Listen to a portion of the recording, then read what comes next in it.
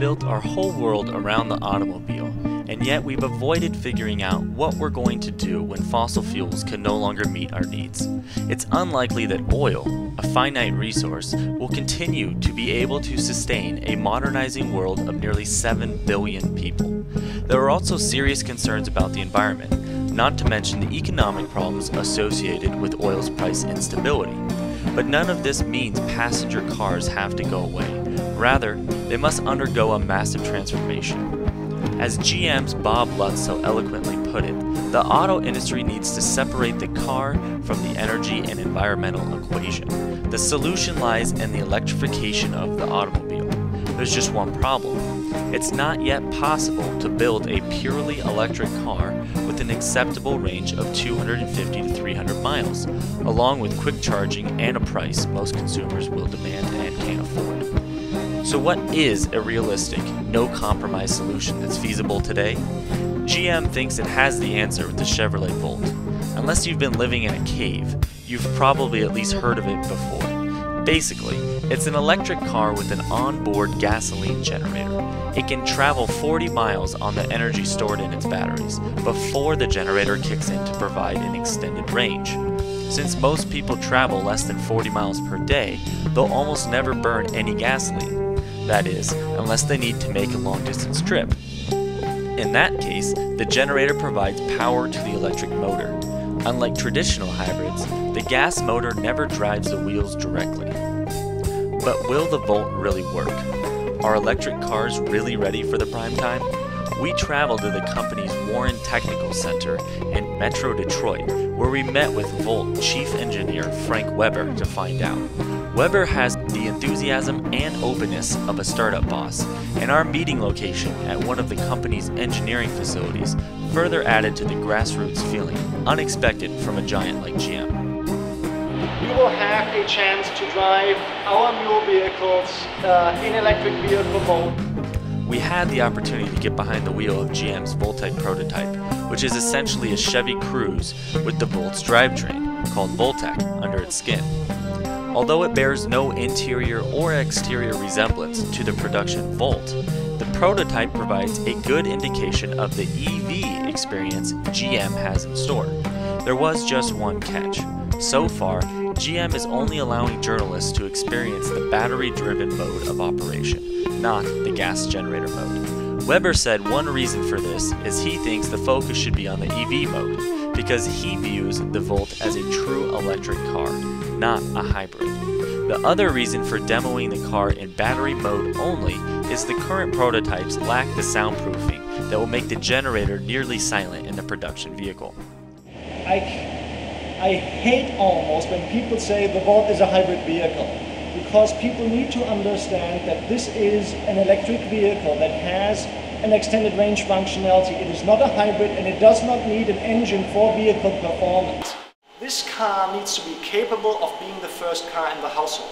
So although I'm resisting to say, oh, this is a hybrid, I'm also not in agreement to say, oh, this is just a pure EV, because what you see developing in the pure EV space, I think I cannot always say, oh, this is a car that you can take and replace a Malibu with this car without sacrifice. So when we looked at how much vehicle performance do you want, what are the functional aspects, and what is everything that is needed to be the first car in the household, we said, it means probably that we have to almost over-engineer the car in the first generation, because people are expecting more from this technology than they almost do from a conventional vehicle. And this all led to a very, very capable electric drive system. As with all EVs, it's impossible to tell whether the car is on or off when you first climb aboard. In our case, the power was already switched on, so it was just a matter of shifting to drive. The car features a regular shift lever rather than something more exotic like buttons, for the simple reason that GM wants drivers to feel at home behind the wheel. Weber told us the jump to electric propulsion is a big enough step for consumers, so GM doesn't want to make the Volt seem even more unusual by changing how its owners interface with the vehicle. We always wanted a car that was somehow unique but familiar at the same time, and what this means is we didn't want to reinvent all the interactions that you typically have with the car, steering wheel, shifting, because we said the technology is almost revolutionary enough in itself, so make some other elements familiar that people just get into the car and know how to drive it. And when you see, even though this might not be the design execution here, the car has a mechanical shifter going from park to drive. And basically how you drive the car is identical to a regular vehicle. Where the differences will occur is how displays and almost information is being used, but fundamentally how you drive the car is the same. As Weber points out, there are standard drive, reverse, neutral, and park modes, plus a second driving mode that maximizes the regenerative braking function.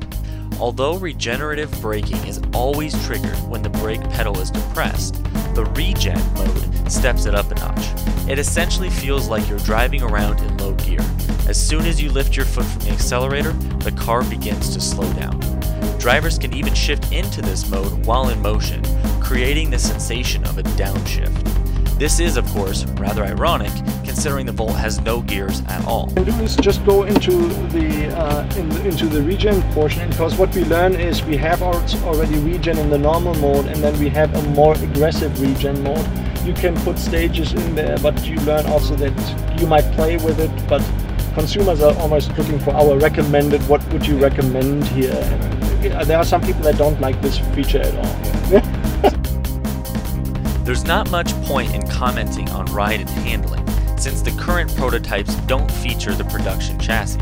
Nonetheless, the car feels firm, yet smooth over bumps, and the steering is sharp and responsive. The torquey and linear power delivery of the electric motor makes for a very premium experience. As far as we're concerned, electric motors simply feel better than their gasoline counterparts. All other benefits aside, they're smoother, more predictable, and simply more pleasant to drive. It's almost how a child might imagine a car should work before ever driving one. Push the accelerator pedal and the car just magically goes. No noise, no fuss. Straight line acceleration is somewhat lacking, but Weber told us the prototype has only 80% of the performance of the production car. That additional 20% should make merging into freeway traffic a breeze. Just don't expect to be setting quarter-mile records at your local drag strip. 80% capable means the actual production car will have more performance. In the event a nationwide charging infrastructure springs up, Weber told us the Volt's batteries are capable of supporting rapid charging without significant degradation. For now though, expect a sub 3-hour charge time from a 220 volt connection. We are developing the battery for 10 years or 150,000 miles. Weber said the battery system is designed to perform as expected for 10 years or 150,000 miles, and could remain usable for as long as 20 years. GM has not yet committed to a specific warranty policy. So will it sell? The car is expected to sticker for $40,000, but a $7,500 tax rebate will bring the total to a more reasonable $32,500. Even so, that makes the base model Volt pricier than a fully loaded Malibu, which stickers for under $30,000. At this point in time, it's hard to say whether the price will be acceptable to consumers. If the production Volt's cabin will be a few notches better, as GM promises, then the price might actually be justifiable. The lower cost of operation associated with EVs also helps value proposition long term. Developing new technology is never cheap, and the Volt is a very important step in the right direction. The Volt is as significant to GM as a company as it is to the industry as a whole. General Motors knows the Volt won't be its instant savior. It will barely be profitable at first. But as the first mainstream plug-in hybrid vehicle on the market, it will renew the company's role as an innovator. What we have to re-emphasize is what we do here is really core and most important to GM's future. The Volt, as somebody said, will not save GM, but developing this technology is a core aspect of making the company competitive in the future. It's funny what people are suggesting for this car. Like, can I have my Ferrari engine sound and play it through the CD player? And I said, folks, I understand that some people are always relating to this old world. You don't miss anything in this car, I guarantee you.